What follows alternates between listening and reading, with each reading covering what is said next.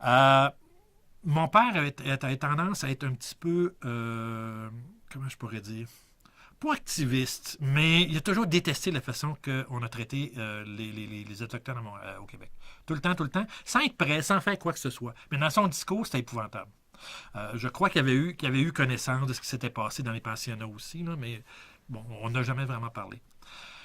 Quand je suis arrivé dans le pavillon, évidemment, c'est un pavillon, c'était la dénonciation des traités, c'était la dénonciation de comment l'homme blanc l'a traité, et pas une dénonciation de l'homme blanc lui-même, mais comment l'homme blanc a traité l'Autochtone. C'était ça aussi, mon Canada, là.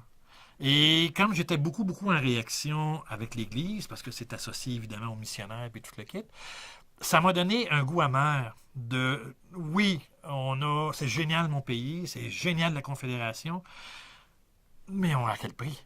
On l'a fait sur le dos de gens qui sont les Autochtones. Euh, je comprenais pas nécessairement à quel point l'impact, il faut être honnête, là, mais le pavillon a eu assez d'impact sur moi pour dire ça n'a pas de Moses de bon sens qu'on ait fait ça. Ceci dit, j'ai rien fait pour après.